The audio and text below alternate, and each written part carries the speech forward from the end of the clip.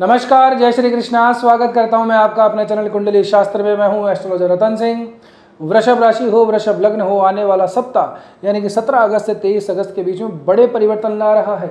मैं यूं कहूं कि झंझटों से मुक्ति मिलने वाली है, इंतज़ार खत्म हो चला है। अब जो आने वाला समय है वो नया रास्ता निकाल रहा है। बहुत सारे काम अटके पड़े हैं, अजीब सी झंझलाहट सी है कि काम कुछ हो क्यों नहीं रहा है। इन सभी तमाम चीज़ों से मुक्ति मिलने जा रही है।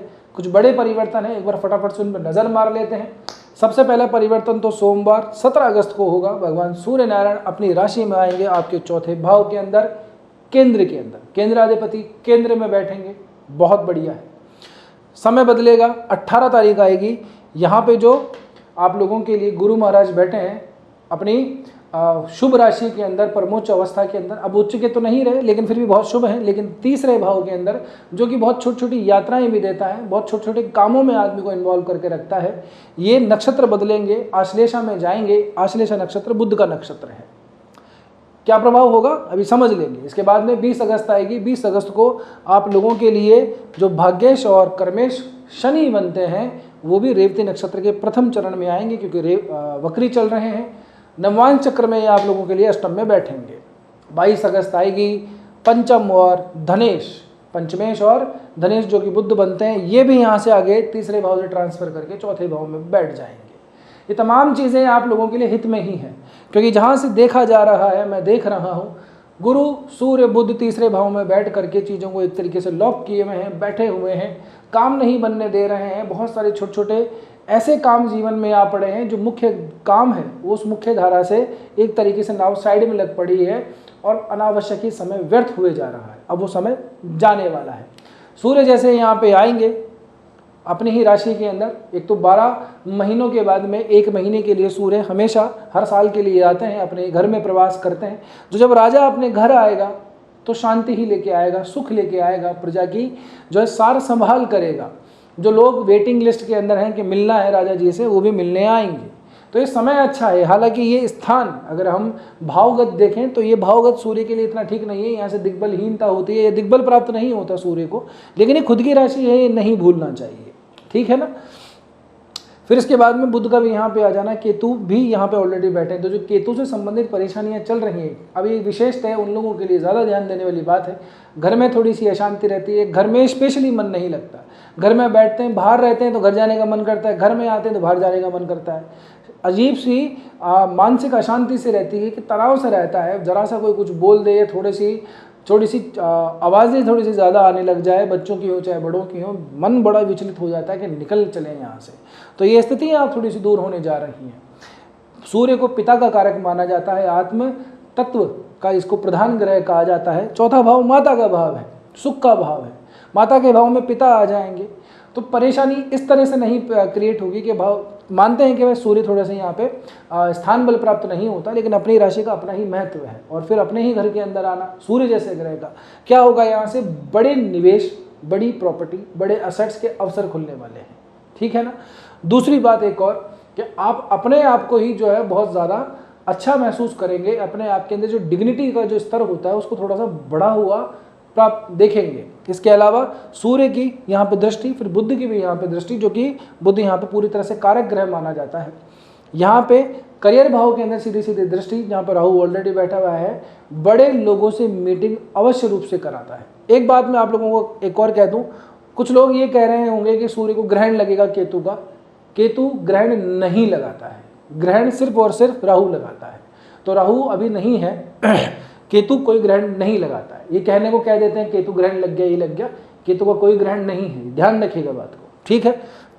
फिर अपनी ही राशि में और ज़्यादा बलवान होगा सूर्य। तो सूर्य से संबंधित आप लोगों को लाभ जरूर से बना लेगा। बड़े आदमी से मिलने का अवसर प्राप्त होगा। करियर में भी अच्छी खासी अपॉर्चुनिटी प्राप्त होगी। रिस्पॉन्सिबिलिटी बढ़ेगी, काम का दायित्व बढ़ेगा। और ये यदि आर्थिक रूप से मिलकर के बढ़ा, यानी कि किसी का प्रमोशन हो, सैलरी थोड़ी सी बढ़ के हो, तो ये दायित्व निभाने में भी अच्छा रहता है। बिना पैसे के कैसा दायित्व निभाया जाए, है कि नहीं। तो वो आप लोगों को अभी इस समय पे अवसर प्राप्त होगा। करियर में अच्छी खासी ग्रोथ है, टेंशन लेने की ज़रूरत नहीं है। 1% टेंशन लेने की ज़रूरत नहीं है। इस समय पे अगर स्विच वगैरह करना हो तो आँख मीच के कर लीजिएगा, कोई दिक्कत वाली बात नहीं है। बुध जैसे ही यहाँ पे आएंगे ये भी दृष्टि डालेंगे तो राहु के प्रभाव को थोड़ा सा कम करेंगे, तो आप लोगों के लिए स्थिति काफ़ी कुछ अच्छी रहने वाली है। ठीक है ना। एक और बात देखिए, एक तो चीज़ें अच्छी हों और दूसरा जो परेशानियाँ वो थोड़ी कम हों, तो दोनों ही चीज़ें हो रही हैं। परेशानियाँ कैसे, गुरु या और बुध का यहाँ पे जो मतलब मैट्रिक्स बना हुआ है, सूर्य में यहीं थे, ये थोड़ा सा नीचे निकल जाएगा। तीसरे भाव के अंदर 3 ग्रहों का बैठ जाना, मेहनत पराक्रम आदमी करता तो है लेकिन उसकी डायरेक्शन बहुत ज़्यादा डाइवर्सिफाई रहती है, तो उसको एक पॉइंट की तरह से रिजल्ट नहीं मिल पाता है। छोटी छोटी यात्राओं में भी आदमी इन्वॉल्व रहता है। आपके साथ में हुआ होगा ज़रूर से, जिनके साथ में ऐसा हुआ है ज़रूर कमेंट करके बताइएगा। अनावश्यक इधर उधर जाना पड़ रहा है, आवश्यक हो चाहे अनावश्यक हो, लेकिन जाना पड़ रहा था, वो चीज़ें थोड़ी सी कम होंगी, पूरी तरह समाप्त तो नहीं होंगी लेकिन कम हो जाएंगी। इसके बाद बुध भी आगे बढ़ जाएंगे तो ये और ज़्यादा कम हो जाएगी। ठीक है ना। तो यहाँ से आपके लिए अच्छा खासा अभी अवसर प्राप्त हो रहा है, संपत्ति भी सृजित करने का, सुख भी प्राप्त करने का। सुख किससे, सुख आपके कर्म से संबंधित, सुख आपकी जो जगह है, जो आपकी ज़मीन है, जो आपका घर है, जो आपका मकान है, वहाँ से। सुख कहाँ से, आपका जो ऑफिस है, आपका जो कार्यालय है, आपकी जो दुकान है, जहाँ पे भी आप काम करने जाते हैं, उस स्थान से संबंधित भी सुख आपको प्राप्त होने जा रहा है। सुख सिर्फ ऐसे ही प्राप्त नहीं होगा, सुख के साथ साथ में गौरवान्वित सुख प्राप्त होगा, क्योंकि सूर्य जो है गर्व का भी कारक है। ठीक है ना। तो चीज़ें ऐसी होंगी जो आपकी कॉन्फिडेंस को काफ़ी कुछ ऊपर लेके जाएंगी, डिग्निटी का स्तर काफ़ी कुछ आगे बढ़ाने वाली हैं। तो ये समय आप लोगों के लिए अच्छा होने वाला है। ठीक है। दूसरी बात, सप्ताह का जो शुरुआत रहेगा, नवमांश चक्र में सूर्य जो है मेष राशि में मिलेंगे, ये इनके उच्च की राशि है, आपके 12वें भाव में पड़ती है। तो हो सकता है काम से संबंधित जो छोटी छोटी यात्राएं हैं उनकी जगह पे विराम लग करके कोई लंबा ट्रैवल आप लोगों का बन जाए, तो टेंशन की बात नहीं, बढ़िया है। इसके अलावा जो आपके लिए मंगल बनते हैं, ये मंगल भी नवमांश चक्र के अंदर सप्ताह के शुरुआत के चरण के अंदर ये भी नवम भाव में अपनी उच्च राशि के अंदर नवमांश चक्र में ये भी आपको यहीं पे मिलेंगे। तो सूर्य मंगल से संबंधित विशेष लाभ मिलने वाला है। अब ये और बात है कि साहब ये इतने कारक नहीं बनते सूर्य मंगल वृषभ राशि वालों के लिए, लेकिन अपनी जब उच्च स्थितियों के अंदर जब कोई ग्रह आता है तो वो शुभ फल दे देता है। तो आप लोगों के लिए भाग्य के अंदर काफ़ी कुछ विस्तार हो रहा है, भाग्य में आपका सपोर्ट मिल रहा है, भाग्यवश आप लोगों के काम हो रहे हैं। केतु से ग्रहों का मिलना कुछ पुराने प्रारब्धों को पूर्ण करता हुआ यहाँ पे दिखाई देता है, क्योंकि केतु जो है पुराने कर्मों का, प्रारब्धों का कारक ग्रह भी माना जाता है। इनके साथ में ऐसे ग्रहों का मिल जाना आदमी को तेज दिलाता है, अच्छा पद भी प्राप्त करवाता है।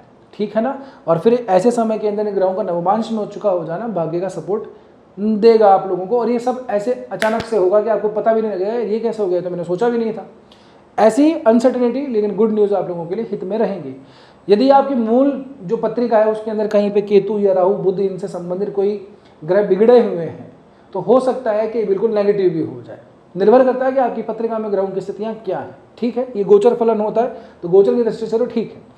इसके बाद में सूर्य वृषभ राशि से ही निकलेंगे सप्ताह के बाकी के 3 दिनों में, यानी कि लगभग गुरुवार शुक्रवार शनिवार का दिन रहेगा, तब सूर्य वृषभ राशि में नवमांश चक्र में आएंगे।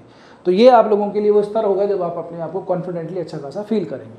तो करियर की बात हो गई है, खुद के व्यक्तित्व की बात हो गई है, भाग्य की बात हो गई है, यात्राओं की बात हो गई है। ठीक। अब ले लेते हैं बुध की दृष्टि से। बुध भी यहाँ पे आ रहे हैं तो बुध का भी गोचर अच्छा ही रहने वाला है, पंचमेश बनते हैं आप लोगों के लिए। यहाँ पे शुक्र है नीच अवस्था के बैठे हैं, तो ये जो थोड़ी सी परेशानी आ रही है ऐसे समय पे 2 चीज़ें ज़रूर हो रही होंगी। पहले विद्यार्थी के लिए बात कर लेते हैं, थोड़ा कॉन्सेंट्रेशन वीक है, बार बार बाहर की तरफ ध्यान भटक रहा है, जो कॉन्सेंट्रेशन बनी हुई थी पढ़ाई लिखाई को लेकर के वो थोड़ी वीक हो रही होगी। कहीं ना कहीं ऐसा है कि बाहर घूम लें फिर लें, यार दोस्तों से थोड़ा सा बातचीत कर लें, या अपोजिट जेंडर की तरफ भी अट्रैक्शन अच्छा खासा बढ़ जाता है। दूसरी बात, ऐसे समय के अंदर रिलेशनशिप वालों के लिए भी थोड़ी सी क्या है नेगेटिविटी आती है, यानी कि ट्रस्ट नहीं बन पाता है, बार बार जो है ट्रस्ट इश्यूज आते हैं। तो आप लोगों के साथ में ऐसा भी हो रहा होगा। ये स्थितियाँ बुध के यहाँ पे आने से थोड़ी बहुत आपके लिए सहयोग करेंगी। बुध के लिए भी ये भाव जो है बलकारी नहीं होता है, लेकिन फिर भी पंचमेश जाकर के केंद्र में जाकर बैठेगा, त्रिकोणेश केंद्र में बैठेगा, एक तरीके से शुभ ही आप लोगों के लिए परिणाम देगा। आने वाले समय में स्थितियां और भी ज़्यादा बेहतर होंगी।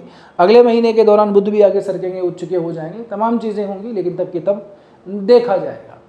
तो अब ये जो समय है आप लोगों के लिए कुल मिलाकर के अच्छा ही जा रहा है। आश्लेषा नक्षत्र भी बुध का ही है, ये भी आपको अच्छा ही फल देगा। बस इतना होता है कि आदमी भीतर की तरफ थोड़ा ज़्यादा देखता है। आश्लेषा नक्षत्र का अपना एक महत्व होता है, मोर इंट्यूटिव थोड़ा सा हो जाता है। आश्लेषा श्लेष्मा मतलब चिपका चिपासा, पुरानी चीज़ें अपनी आत्मा की तरफ, अपने मन की आवाज़ की तरफ व्यक्ति थोड़ा ज़्यादा मूव करता है। तो गुरु से संबंधित को दशांतर दशा चल रही है तो आपके साथ में ज़रूर ये होगा कि मेरे को एक्चुअल में सुख कहाँ पे प्राप्त होगा, जीवन में चाहिए क्या, इतना कुछ कर लिया है, इतना कुछ बचा है कि ये जो जीवन है अब इसको ठीक से कैसे निकाला जाए।